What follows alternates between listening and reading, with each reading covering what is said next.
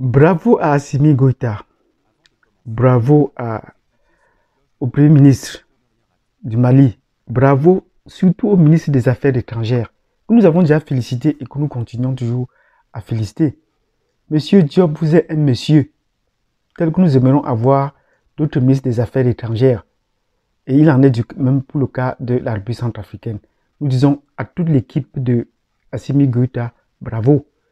Nous disons bravo à l'équipe malienne au moment où on parle d'un coup d'État au Soudan. Comment comprendre ce coup d'État au Soudan? Ce n'est pas, il y a moins d'un mois, il y avait une tentative de coup d'État qui a échoué. Maintenant, on revient, c'est un coup d'État à succès. Est-ce que ce coup d'État va perdurer dans les jours à venir? Donc, si vous voulez comprendre pourquoi nous disons bravo à Assimi Goïta et son équipe, il est en train de mettre en place pour les décisions qu'ils prennent, abonnez-vous, cliquez sur la cloche de notification et je vous donne rendez-vous dans un instant.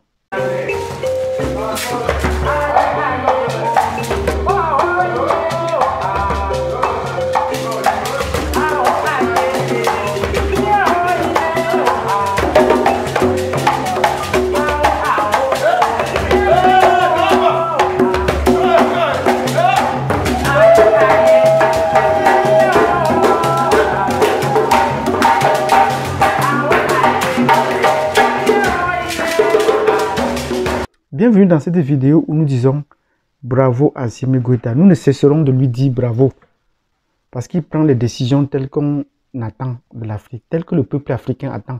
Il prend les décisions avec son équipe dans le sens des intérêts du peuple du Mali. Il a dit cela au départ, au moment de sa prise de fonction. On croyait que c'était juste des mots, mais cela est d'entrer dans des faits. La transition, c'est le peuple malien qui va en décider. On a fixé les échéances en décembre, on va faire les grands assises dans ce sens. Mais pendant ce temps, la France agite la communauté internationale pour pouvoir imposer un calendrier aux Maliens. Calendrier qu'on n'impose pas au Tchad, dont on n'en parle plus. Calendrier qu'on n'impose pas en Guinée, dont on en parle très peu. Pourquoi est-ce que ça charne tant sur le cas de la Guinée? La Guinée risque de faire, les actions de la Guinée risquent de faire tache d'huile. Et nous disons bravo à Assimi Goïta et surtout l'équipe qu'il a mise en place. Son ministre de la Défense fait déjà bien son travail, se consacre bien au travail. Nous disons bravo en réorganisant l'armée. Et non seulement qu'il réorganise l'armée, Assimi Goïta a signé il y a un mois, un peu plus d'un mois, la mise en place d'une école militaire. Nous disons pour cela bravo. Et le peuple va voir ce qu'il va recevoir, va récolter les premiers effets dans les jours à venir. D'autant plus que son ministre a bien pris la peine d'aller acheter argent comptant des MiG aux Russes. Et le Premier ministre russe l'a bien dit. Parce que toute l'armée malienne est formée en Russie. Donc il était tout à fait normal qu'on acquiert le matériel militaire de Russie pour pouvoir, parce qu'ils se sont entraînés avec ce matériel-là. Voilà des gens qui se démarquent déjà de la politique française et qui risquent, avec le Mali, faire tache d'huile.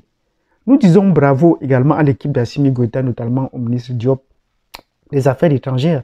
Nous avons fait une vidéo dans ce sens pour lui dire bravo parce qu'il avait déjà pour la première fois osé convoquer l'ambassadeur de France. Oui, osé convoquer l'ambassadeur de France. Nous disons l'ambassadeur de France n'est pas n'importe quel ambassadeur. Il se comporte un peu comme si c'était les départements français qu'ils avaient en face d'eux. Mais le Premier ministre l'a bien convoqué et pour lui rappeler les propos qu'avait tenus le président. Nous souhaiterons qu'il écrive également, même s'il peut, qu'il réponde plus ouvertement même au président Macron. De cette terre, le Mali n'est pas un département français. Il faut qu'on le dise à haute voix et nous cessons de le dire. Le Mali doit cesser d'être un département français. Et que le ministre, il faudrait que le ministre des Affaires étrangères prenne toutes les décisions qui s'imposent pour mettre hors d'état de nuire tous les diplomates qui changeront le chemin ou qui veulent inverser le cas. C'est par eux viendront le danger.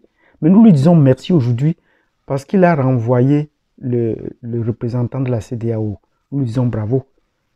Il faudrait que cela s'en suive par le représentant de l'aménagement, les forces de l'aménagement et également qui renvoie également l'ambassadeur de France. Parce qu'ils sont des persona non grata et c'est par eux que va venir l'insécurité des personnalités du Mali. Nous lui disons bravo.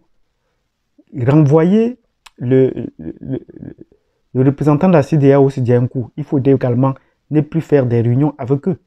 Et il a coupé les liens pour essayer de protéger le pays. Donc voilà les situations que nous attendons des autres ministres des Affaires étrangères, de rappeler l'ambassadeur de France à l'ordre, de ne plus écumer les pouvoirs pour pouvoir tout construire. Parce qu'il avait déjà commis une bavure au départ, nous l'avons dit, mais c'était avant que le ministre Diop ne soit nommé, en disant qu'il fallait écarter Assimi Goïta par tous les moyens pour que la transition reprenne son cours. Pourquoi est-ce que la France insiste tant sur les transitions qui n'ont jamais abouti depuis plus de 12 ans? Depuis qu'elle s'est installée, elle n'a jamais fait. La France n'a jamais donné un calendrier et n'a jamais respecté son calendrier dans aucun pays africain. Mais elle trouve maintenant que la junte doit respecter un calendrier. Pourquoi eux ne se sont pas donné un calendrier en s'installant avec les différentes forces qu'ils ont installées, avec lesquelles ils sont venus au Mali, ils n'ont pas donné un calendrier qu'au bout de 4 ans tout au plus, ou au bout de 2 ans, nous pourrons finir avec les terroristes dans le nord du Mali. Mais ils sont allés plus loin. Ils ont divisé le Mali en deux et installé la capitale à Kidal. Et Kidal qui est devenu comme une capitale où les Français vont s'y balader. Kidal avec l'Azawad, c'est un territoire que la France a conquis, a coupé au niveau du Sahel. Donc vous voyez qu'elle veut créer un pays au niveau du Sahel. Mais nous disons sans Kidal, pas d'élection. Il faudrait bien que les autorités maliennes s'organisent pour que les élections soient lancées à partir de Kidal. Tous les chefs de gouvernement doivent être à Kidal pour lancer la campagne électorale à partir de Kidal avant de s'étendre vers le sud.